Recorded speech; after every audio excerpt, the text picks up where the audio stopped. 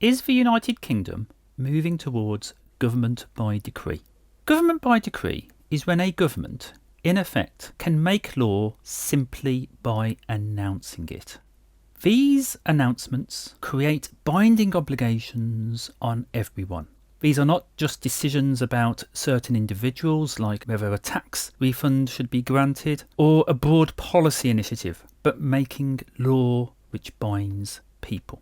In British history, the period usually associated with government by decree is the personal rule of Charles I.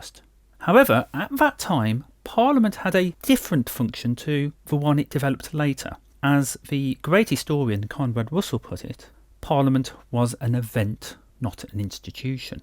But after the Civil Wars and the events of 1688 and 1689, Parliament evolved into having a new role within the Constitution.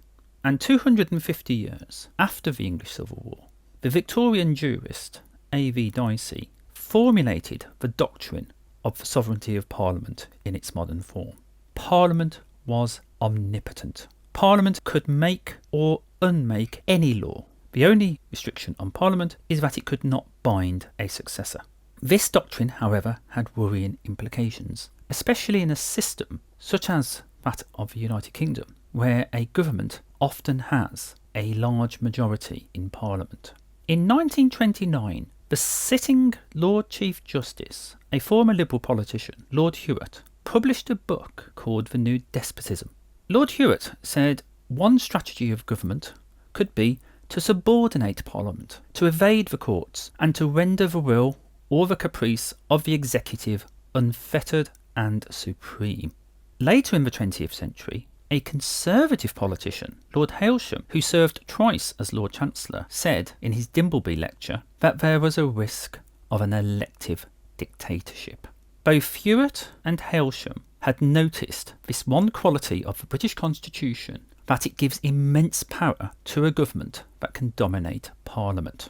But just as warnings about how the government can dominate Parliament have come from the left and the right, governments of all parties have taken full advantage of the power they have through wide provisions in Acts of Parliament that enables them to issue statutory instruments, delegated legislation, that has the same binding effect as an Act of Parliament, but in practice is just done at the command of a government department.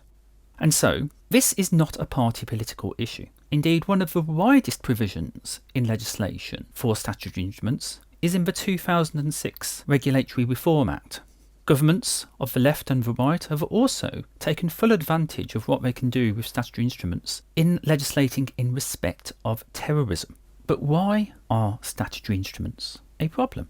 Well, they receive no parliamentary scrutiny. They cannot be amended by Parliament. They can take effect without any notice. They can create wide powers for the executive, and they are binding on everyone as if they are acts of Parliament themselves. Recently, many, including members of Parliament, have expressed concern about the use of statutory instruments in respect of the coronavirus pandemic.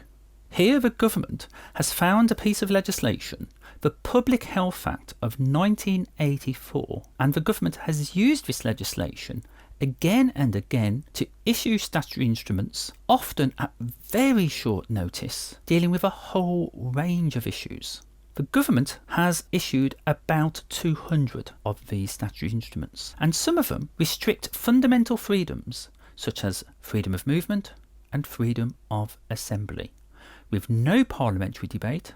And indeed, one recent statutory instrument dealing with the so-called Rule of Six was issued with only 30 minutes notice. The government's latest initiative to impose a fine of £10,000 on people who do not self-isolate is likely to also be in the form of a statutory instrument under the Public Health Act. It is not just in respect of terrorism or public health that the government has to routinely use statutory instruments.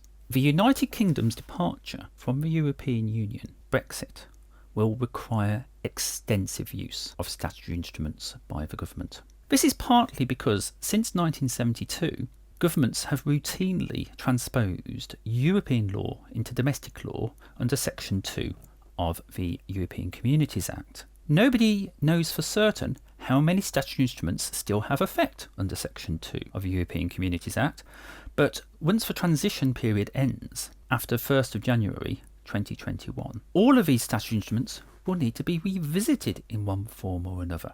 But not only is there a process of replacement, the challenges of Brexit are such that a government will be looking to use statutory instruments as much as possible. And if you look at the two key pieces of Brexit legislation which are still in force, you will see again and again the phrase "may by regulations." Each time this is used, a new power is created for ministers to issue regulations. We are at the point where many things to do with Brexit can be done by decree. We have a government in the United Kingdom that has become addicted to governing by statutory instrument, be it in respect of terrorism, public health, Brexit, but also in many other areas. There are many statutes already on the statute book which will enable a government to govern by statutory instrument, to rule by decree. And the government will always have some plausible pretext for using statutory instruments. Public health, terrorism, Brexit. There will always be something which will get people to nod along with the idea that the government should be able to legislate in a so-called flexible way. But every time a statutory instrument is issued, there is no check or balance by Parliament, and Brexit will make this situation worse. There is no obvious way this problem can be addressed. Our only hope is the old truth that being cavalier with the law does not end well for cavaliers.